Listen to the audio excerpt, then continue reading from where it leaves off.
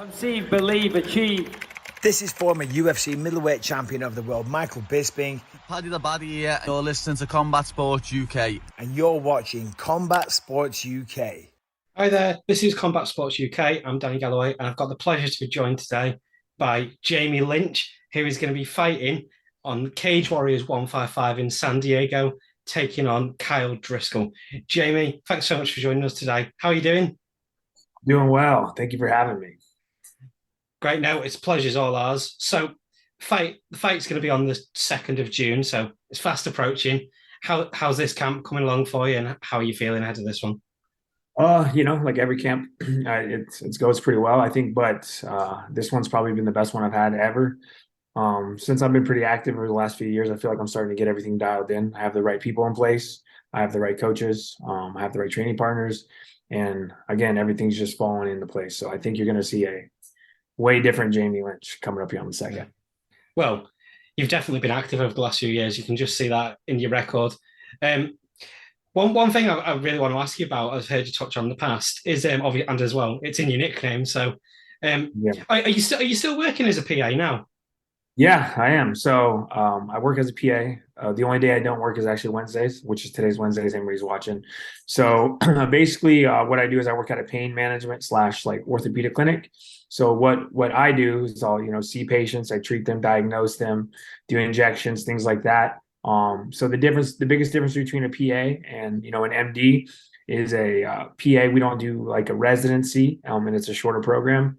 But we still have a medical license. We still have the ability to prescribe. We just have to work in conjunction with an MD who's done a residency. Yeah, that's pretty much the biggest difference. So a lot of people always ask me, what's a PA? They think it's like a medical assistant. Big difference. So that's awesome. And how do you find sort of juggling working as a PA and sort of your training, but especially during a fight camp?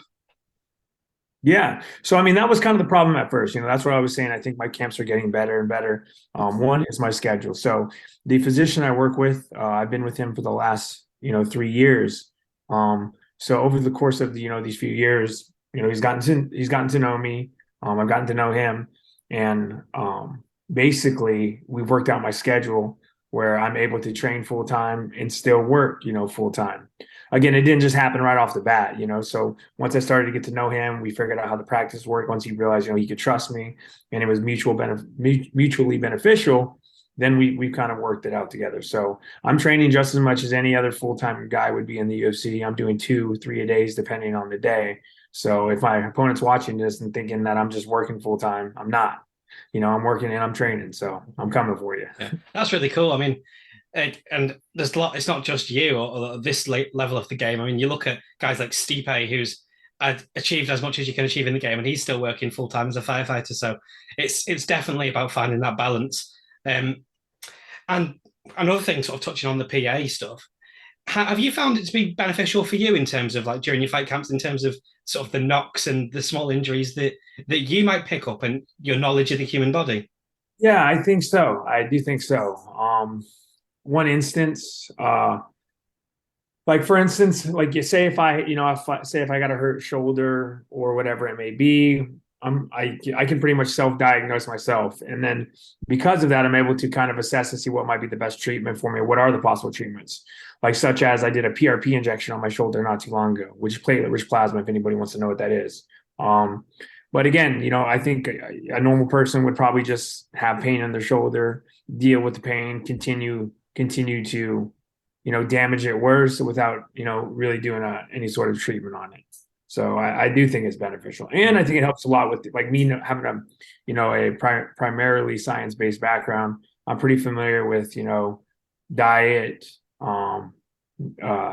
different, different like supplements, things like that. And also like manipulating my weight, like when it comes to weight cutting, you'd be surprised how many people have no idea how to manipulate their, their water and do water loading and things like that. So I think it's been beneficial. Yeah. For sure. It's definitely there's a lot of fighters that will be paying good money to get the expertise that you must already have. So I've just thought I found it very interesting myself, seeing that you did that, to sort of find out a bit more about how you link that to your own sort of fight schedule and fight camp. So that was really cool little insight there. One other thing I wanted to ask you about in terms of sort of your training. And I've noticed, and from you speaking before and the gym you're at, that you've spent a lot of time in the past and throughout your sort of career, training with Chris Leben. I mean, as a fight fan, for me, Chris Leben is just an absolute legend of the game. Anyone who's got into the UFC, particularly, has watched Tough, that first series, and his rival with Josh Koscheck, and he's just such an absolute hero in the MMA world. How have you found sort of working with him throughout your career, and what sort of impact has he had on you? Yeah, no, I mean, Chris is an interesting, I guess he has an interesting like point of time as far as the MMA. He was pretty much, he's not the, earliest people, or like one of the earliest guys getting into MMA, but I'd say he's probably the earliest to get into this new generation of MMA. So you can imagine he's been around and seen everything, from basically, just how it's developed. And because of that, he's pretty much, seen what's worked in the past, what hasn't worked, what are things that are coming back around again that, were initially working, but people forgot about. So I think he has an interesting perspective. Now, as far as the day-to-day, I mean, you look at Chris, he used to have red hair, big, scary guy. You think he's just, just rough and tough all the time. But Chris is probably like the most like kind, soft-hearted person that you would expect, or more than you would expect. So it kind of, it's kind of like that paradigm. But no, I mean, since I've been working with him, I've noticed that my game's gone up tremendously. My old gym, I feel like we used to go and we used to train. We trained hard, but that was it. But since I've been with Chris, I've noticed that I've been developing, a lot more technical skill in my game instead of just being tough. So working with him has been awesome. His experience, his knowledge, I think it's I don't know where else you can get that. Yeah, for sure. I mean, what you're saying about that's really cool. Because obviously, as guys like me who's just a big fan of the sport, you never really know what they're like on a day-to-day basis. So it's really cool, like, to find out that someone you really look up to is a really cool guy. Yeah, no, he'll go out of his way for you. He'll give you the shirt off his back. So he's a good guy. That's awesome, yeah, and awesome for you as well, because as you say, he's been around the block, and so pretty much anything there is to see in the MMA game, that guy's seen it. So yeah, exactly. So he's got some stories too. So yeah, I bet. Yeah. So in terms of your career so far, you've already fought 6 times under the Cage Warriors banner, which is absolutely amazing considering it is pretty much a UK-based promotion, or always has been, and it's only sort of recently branched out into America, particularly San Diego. How have you found working under the Cage Warriors banner? I mean, I really couldn't be, more lucky. At the end of the day, Cage Warriors coming to San Diego, me living in San Diego, there's a little bit of luck involved. When Cage Warriors came to San Diego, or did their first US promotion, before that I didn't fight for years. One, I was going to school, and two, when I was training and trying to fight all the time, there wasn't a lot of opportunity. So a lot of it I feel like a lot of my time just kind of, got wasted. But, since they started coming here, I was almost pretty much fresh off the couch. I was off the couch, started training again, got a fight. I was at first initially, I was like, oh, maybe I'll just take one fight, see what it's like just to get back into it. Won the fight, then started being like, oh, shit, okay, maybe I can do this. And then just kept training and getting, more and more fights. And then, next thing I'm not too far to make it from the UFC. One good performance, June 2nd, say, I put this guy's lights out in devastating fashion. I could get picked up from the UFC, pretty much for Dana White Contender Series. I think that's a pretty good chance, but it'd be nice to get a last minute call or whatever it may be. So Cage Warriors coming to San Diego has basically made my MMA career, because before that it was done. It was dying. And so I couldn't be more lucky and thankful just to be on the promotion. Yeah, and I mean, as you say, it is an unusual route for a guy who is based in America to sort of be with an organization like Cage Warriors. You see most guys come through a LFA or Fury or what have you, but it's seemingly working out for you, and you're definitely one of the veterans on the American side now. And then you've got new guys coming in like Wilson Hayes, which really shows the momentum it's picking up. And one thing I've noticed for this fight in particular, you're sort of front and center of all the posters for this event. Is it cool to sort of see that obviously you're talking about how much you admire Cage Warriors, but obviously how much they admire you as well by putting you in this spot. Yeah, and I think a lot of it has to do with just a lot of people say they want to fight. They tell Graham or whoever the promoter is or whoever or Ian say that they want to fight, but really what it comes down to is everyone wants to have the perfect opponent, the perfect time, the perfect this, the perfect that. I think the difference is with me just because I had so much time go by that I realized like this is an opportunity. So anytime I've had a chance to fight, I've fought, and I think because of that, Cage Warriors admires it and rewards me in that fashion. Because in order for someone to make it to the next level, I truly believe the number one thing people need to do is be active. Because if you're not active, you're forgot about. So yeah, I think it's I think they appreciate me stepping up, and I always say, yeah, I never pull out of the fights. I don't try to pick and choose my opponents. And I think because of that, that's the reason I'm in the situation I am. Yeah, well, I mean, you mentioned there about you're willing to fight anyone. You don't pick and choose these opponents, and that's definitely true. Looking at on paper that last fight for you going into it, I mean, you were coming off a stoppage loss, and you were fighting a guy in George Avas who was known for his power and knockouts. So and you went out there and put on a great performance. Getting a unanimous decision. I actually thought I was surprised that more of the judges hadn't actually given you a 10-8 round or more than one 10-8 round, to be honest. Yeah. So how was that going into that last fight for you? Did coming off a loss change anything for you? Yeah, I always like to say it didn't, but in retrospect, I can look back and I feel like maybe I felt like there's a little bit more pressure on me because at the end of the day, every fight's your most important fight. But I felt like if I didn't, win that fight, the chance of me, doing my dreams or, becoming in the UFC are done. And I think what really kind of threw me for a loop is, I was supposed to fight, I forgot the guy's name, something Santos. I was supposed to fight him, the whole camp were training for him. I was comfortable with it. And then within, the last week, I get a call from Ian saying basically, hey, this guy's out and this is your option. Either take it or leave it. I look at his record, I watch his fights, despite if he was 7-5 or not, he's a good fighter. I think his record actually doesn't show how good he is, and all of his wins are from TKO or KO. His only losses are one of them was the guy got lucky, caught him with the punch like the first 15 seconds. Another one, he was basically winning the fight and the ref stopped. He got DQ'd for an elbow, which is what happened with John Jones. And then the other two losses before that were like in 2016, and they were against guys that are like 20-1. And those are his first fights. So I knew this was going to be a tough fight. So because it was still last minute, it was kind of hard for me to get mentally ready for it. But at the end of the day, it's like, this is what we do. You got to show up, you got to fight. And if you really want to be the best in the world and you think you get in the UFC, you should be able to take these fights despite who it is. So I think I actually grew a lot from that experience. So, I'm super proud of, winning that fight, taking it, because I was close to just being like, yeah, maybe I'll just wait till the next one. But I couldn't imagine if I didn't fight right there. Then what would I do? So like I said, I'm super grateful and happy that, it turned out the way it did.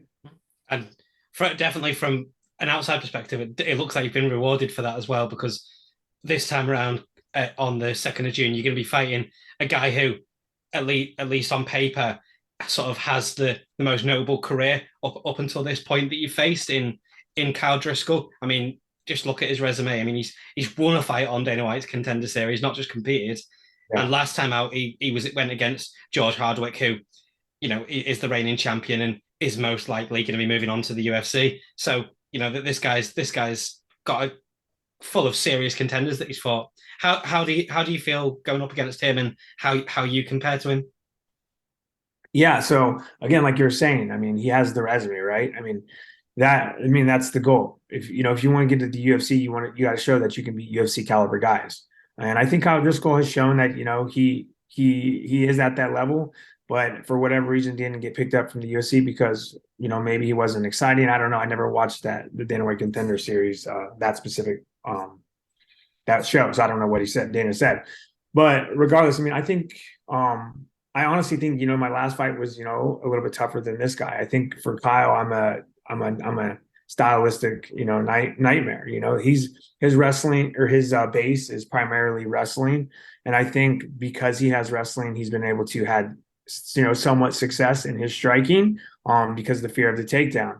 That being said, I've been wrestling my whole entire life too. You know what I mean? I even wrestled in college. A lot of people don't know this. So I'm not worried about us going down to the ground. Or one, I'm not worried about getting taken down. Two, if we do get taken down, I can get up or catch him in a submission. A lot of people don't know my jiu-jitsu is really, really good. I just haven't really had a chance to show it. But because of that, I think,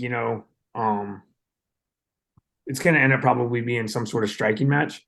So and if that's the case, I believe my striking is a lot better than his. So I feel like I'm more popping my punches. I feel like I'm faster. I just feel like I'm just more athletic than the guy. The only difference is, he's developed his game, and he's been he has really good fundamentals, and he's solid. The difference is I haven't reached my full potential. I feel like he may have already reached his. But the way my camp's been going, the way my training's been going, I just know exactly where I'm at right now, and I know exactly how he matches up, and how I can win this. Yeah. Well, that I think that sums up perfectly, really, because as you say, you've got to take on these guys if you want to go to the top. There's no avoiding them, so you may as well just fight them when they come, and it's a great opportunity for you to make a splash. You said at the start there that going out there and making a statement might potentially land you a call up to the UFC, which is obviously the goal for most fighters. I think it's fair to say, but let's just say for whatever reason that doesn't happen. I think if you win this fight, you'd have to be definitely in the picture for the Cage Warriors lightweight belt, especially if George does end up moving on, like we probably expected him to do. And the Cage Warriors belts have typically been fought for in the UK. Is that something that you'd be willing to do if it was for the belt? Would you fly over and fight on a Cage Warriors card here? Well, yeah, of course I would. That would be a dream come true, Yeah, I mean, say obviously I get this, and obviously I got to think about this fight, but say I get this finish and, I don't get called to the UFC or Dana White Contender Series. Yeah, I'm going to be, trying to get that title shot for the Cage Warriors belt. I'll be the first American to actually hold on to the Cage Warriors belt since they've been coming over here. Now, that being said, I mean, George Hardwick, he might be gone by then. I mean, I assume he's probably going to get picked up, like, probably now, as soon as they have a card come to the UK, they usually like to get those local guys on. So I was actually hoping that he was going to get picked up beforehand, and then somehow, they'd reach out to us and say, hey, this is for the vacant lightweight title. But, that's just being hopeful. But I know Kyle Driscoll just fought for it, so I doubt that would happen. But yeah, no, I would love to go over to the UK, and fight. Just that experience alone would be worth it. Yeah, and well, as a fan from the UK, the fans would like that as well. That'd be really good for us. The sort of the last thing I wanted to touch on is just about your long-term future. Sort of how long do you see yourself in the fight game, especially someone with such medical knowledge and whatever. How long do you see yourself carrying on in the fight game in terms of your overall career? I mean, as long as possible, obviously. Like, I know this is a finite time. You can't do this forever. I'm aware of that. But it's just going to be dependent on how I'm feeling, and how I'm doing. So, I am a little bit older. I'm in my young 30s. I'm 32. But I don't feel like I have as much miles as some of these other guys. You know what I mean? I haven't been getting beat up since I was 21. So I feel like because I haven't had, that many training camps until recently, that my longevity is going to be a little bit more. So, I mean, I don't think I'm going to be fighting in my 40s, but I would say probably, late 30s, hopefully, if things are going well. Obviously, if I'm in the UFC and I'm winning and I'm at the top, I'm going to stay at the top. I'm not going to sit there and go be on a 5-fight losing streak and trying to make it. That's not what I'm here to do. I'm here to be the best. And, if I can't be the best, then I don't want to do it. For sure. Yeah. I mean, I feel like MMA isn't one of those sports where, you have to be 23, 24 to fight like some of the skill positions in the NFL, for say.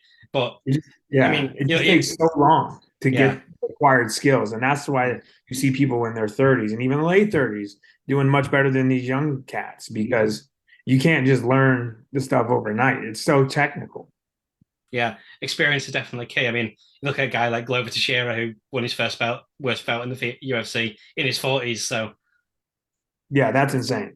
That's insane. And he was looking good. So yeah.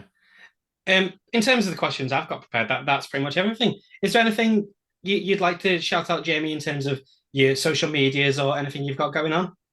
yeah, so my Instagram name is and Twitter name is Jamie_Lynch. It's the same thing. If you guys use Facebook, I think it's the same thing. I don't think anybody uses that anymore.